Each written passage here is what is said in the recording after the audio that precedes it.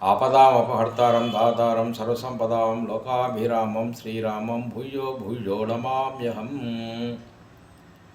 శ్రీ రామనామావళి అనేటువంటి పుస్తకము, దీని యొక్క విశిష్టత ఇది ఏమంటే, ఈ పాండురంగ స్వామి దేవస్థానం వాళ్ళు, ఈ పెద్దటేకూరు కర్నూలు దగ్గర ఉండేటువంటి దేవస్థానం వాళ్ళు ఈ రామకోటి పుస్తకాలన్నిటినీ రాపిచ్చి వాటిని ఒక రామకోటి స్తూపం అనేటువంటిది తయారు చేసి దాంట్లో ఏర్పాటు చేయాలనేటువంటి ఒక కార్యక్రమాన్ని వాళ్ళు మొదలుపెట్టినారు.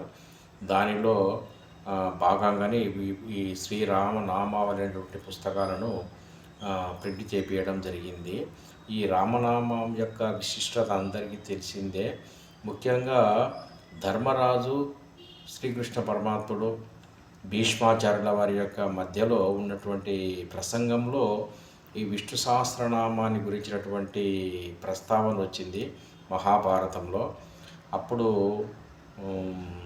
అక్కడ ఉన్నటువంటి ముగ్గురు వ్యక్తుల యొక్క విశిష్టత కూడా ఏమంటే, ధర్మదేవత యొక్క స్వరూపం అంశావతారమే ధర్మరాజు, సాక్షాత్తు పరబ్రహ్మ స్వరూపమైనటువంటి శ్రీకృష్ణ పరమాత్ముడు, తర్వాత ధర్మాన్ని తూచా తప్పకుండా ఆచరించినటువంటి, జీవిత పర్యంతము ఆచరించినటువంటి మహనీయుడు భీష్మాచార్యుల వారు.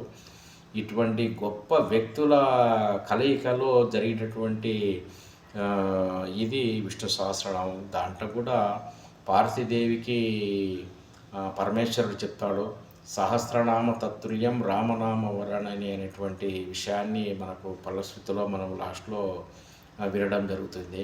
అటువంటి విష్ణు సహస్రనామాలను, 1000 నామాలను పఠించడం ద్వారా వచ్చినటువంటి ఫలితం ఎంతైతే ఉందో అది రామ రామ రామ అనేటువంటి నామాన్ని పఠించడం వల్లనే కలుగుతుంది అనేటువంటిది పరమేశ్వరుని యొక్క వాక్కు. కాబట్టి అటువంటి మహత్తరైనటువంటి రామనామాన్ని లిఖించడానికి, దాన్ని అందరితో పాలు పంచుకునే దానికి వీలుగా మన రుక్మిణి పాండురంగ స్వామి దేవస్థానం పెద్దటేకూరు వారు సంకల్పించి ఈ యొక్క ప్రయత్నాన్ని మొదలుపెట్టినారు. కాబట్టి ప్రతి ఒక్కరూ ఈ యొక్క రామకోటిని రాయడం అనేటువంటి ప్రక్రియను అందరూ పాలు పంచుకొని కృతార్థులు కావాలని తెలియజేసుకుంటున్నాము. జై శ్రీరామ్.